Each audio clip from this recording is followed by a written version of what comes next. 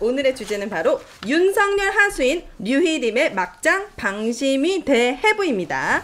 자, 윤석열 하수인 류희림의 막장 방심인데 6개의 키워드를 준비해 보았습니다. 키워드 첫 번째, 비밀 유지 의무 위반, 야당 추천 방심위원 강제 해촉. 바로 이제 당사자분께서 지금 출연을 해주셨는데, 김유진 방심위원장님 당시 상황을 조금 말씀해 주시고, 이제 6시간도 채 되지 않았는데 이번 해촉에 대한 심경을 좀 밝혀주시면 어떨지. 사실 저는 지난 9월에 이제 유희림 위원장이 위원장이 된 이후에 연내를 넘길 수 있을까? 내가? 그런 생각을 계속 하고 있었습니다. 그래서 그 사이에 이제 뭐 잘 알려지지는 않았지만 저에 대해서 이런 그 꼬투리를 잡는 시도들이 또 있었고요. 그래서 저는 주변에 이제 그런 얘기를 좀 했었어요. 아마 연내를 못 넘길 거다. 그래서 건강검진도 잘리면 받아야겠다. 그렇게 생각하고 계속 미루다가 안 잘리는 거예요. 그래서 이게 이제 직원들도 열심히 저항을 하고 있고 그래서 쉽게 못하나 보다라고 생각을 했어요. 그리고 12월 말에 이제 이른바 민원사주 혹은 청부민원 의혹이 터져버린 거죠. 근데 저희가 뭐 가만히 있을 수는 없으니까 위원 3명이 회의를 소집할 수 있어요. 근데 지금 야권 위원이 딱 3사람이거든요. 여4, 야3 이렇게 해서 4대3입니다. 근데 저희가 회의를 소집을 했어요. 전체 회의를 소집을 했고 그 당시에 안건은 첫 번째가 이른바 공익 제보자에 대한 색출 시도를 일체 중단할 것. 그다음에 두 번째는 위원회 내부에 이 민원사주 의혹을 진상규명할 수 있는 기구를 만들어서 진상조사를 할 것. 그다음에 마지막으로는 위원들이 모두 대국민 사과를 해야 할 사안이고, 그래서 위원 모두가 대국민 사과를 하고, 그리고 위원장의 개인 의혹에 대해서 자꾸 직원들에게 뭐 법률적인 어떤 이런 조력이라든지, 그다음에 자기 입장의 배포라든지 이런 거를 하는 것 같아서 그런 것들을 하지 못하게 하는 이런 정도의 안건들을 준비를 했었어요. 그래서 그게 1월 3일에 전체회의가 열릴 계획이었는데 2시간 전에 갑자기 여권의 4분이 다 일정이 생기셨다는 거예요.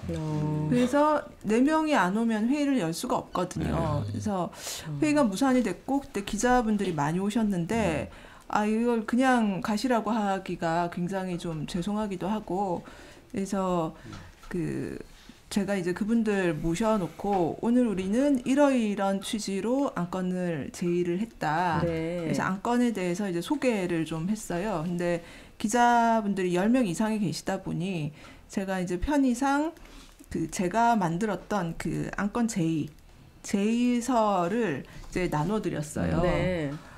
그랬더니 이제 그게 비밀 유지 의무의 위반이다라는 건데 안건 주제를 나눠준 것이 그 안건을 발의한 취지나 이런 것들을 이제 나눠드렸는데 조금 설명드려야 될 게 안건은 원래 회의 전에 다 공지가 됩니다. 그래서 출입하는 기자분들은 오늘 어떤 안건이 올라올지 다 알고는 계세요. 그래야 뭐 취재를 갈지 말지 판단하니까요. 그렇죠. 다 알고 계시고 그다음에 회의가 열려서 그분들이 이제 방청을 하시거든요. 기자들이. 그래서 방청을 하게 되면 모니터에 저희가 보는 똑같은 이제 회의 자료를 모니터에 띄우기 때문에 회의 자료도 기자분들이 다 보실 수가 있어요. 그래서 그 회의 자료는 결코 뭐 기밀이라 할 내용이 없었습니다. 그리고 제가 사무처에서 만든 최종 회의 자료를 드린 게 아니라 제가 제의를 위해서 만들었던 자료를 드린 거예요. 그래서 엄밀히 말하면 위원회의 공식 문건도 아니었습니다. 근데 이제 그거를 비밀 유지 의무 위반으로 이제 문제를 삼은 거고 또 하나가 회의 진행 방해인데 요거는 이제 조만간 회의록이 위원회 홈페이지에 올라올 거예요. 근데 그때가 바로 지난 화요일 1월 8일 화요일이었는데 그 회의가 유희림 위원장에 대한 청부민원 의혹이 폭로되고 나서 처음 열리는 방송 소위원회였어요. 그리고 2024년 첫 회의였기도 했고요. 네. 근데 그런 상황에서 제가 의사진행 발언을 안 할 수가 없잖아요. 왜냐하면 이미 입장으로 유림 위원장은 의혹만으로도 사퇴해야 마땅하다라고 주장을 했는데 방송 소위의 위원장을 또 맡고 계세요, 이분이. 그건 뭐예요? 소위가 전체 있어요. 회의가 있고 전체 소위원회. 회의는 모든 위원들이 참여하는 것이고 네. 방송은 방송심의만 하는 곳이에요. 네. 근데 거기는 5명이 들어가게 되는데 여 3, 야 2 이렇게 들어가요. 근데 보통은 위원장이 맡지 않는 것이 관례예요. 그런데 유일임 위원장은 자기가 직접 가짜뉴스를 잡겠다고 소위 위원장을 맡았어요. 네. 소위 위원장을 맡아서 심의를 하는 것에 대해서 제가 의사진행 발언을 하면서 위원장은 이런 의혹을 받고 있는 상황에서 사퇴해야 마땅한데 방송 심의를 하는 것은 말이 안 된다. 더더군다나 소위의 위원장을 맡아서 심의를 하면 그 심의 결과는 정당성을 얻을 수가 없다라는 네. 요지의 얘기를 했고요. 네. 그리고 나서 이제 유일임 위원장이 좀 반발을 했죠. 그리고 첫 번째 안건이 하필이면 그 의견 진술 안건이었어요. 네. 이 의견 진술이라는 건 뭐냐면 보도의 문제가 심각해서 프로그램의 문제가 심각해서 법정 제재를 해야 되는데 법정 제재 같은 중징계를 하려면 최소한 방어권을 한 번은 줘야 된다라는 취지로 방송사에서 제작진을 부릅니다. 네. 그래서 우리는 너를 법정 제재하려고 하는데 소명할 수 있으면 해봐. 이런 기회를 주는 자리거든요. 네. 그래서 그때 MBC가 또 이제 나오게 됐어요. 네. 그래서 의견 진술을 하게 되면 위원들이 이제 질문도 하고 뭐 이렇게 하는데 제가 처음으로 발언을 하면서 이거는 의견 진술을 받을 사안이 아니다. 그러니까 법정 제재를 할 사안이라고 보지 않는다는 뜻이었고 더불어서 사퇴하셔야 할 분이 의견 진술을 받는 것에 대해서 유감스럽다는 뜻을 다시 한번 밝힌다. 이렇게 얘기를 했어요. 세척 사유가 점점 분명해지네요. 지금 이거 비밀 위반이 아니야. 지금 내가 그랬더니 이제 약간 이제 막 어마어마하게 제가 분노 버튼을 좀 누른 네. 것 같은 네. 그런 분위기가 되었고 네. 그 과정에서 그것은 너의 일방적인 생각이지 뭐 이부터 해서 이제 막 이제 그 나오고 지금 수사가 진행 중인데 뭐 그때까지는 내가 말하지 말라고 하지 않았느냐 뭐 그래서 제가 말할 수사는 자유까지. 그래서 제 발언권을 보장하고 제가 뭐 다른 말 한 것도 아니고 그 말 한마디 했는데 그리고 수사는 위원장님이 받으셔야죠 뭐 이러면서 이제 네. 사랑살래를 좀 했어요.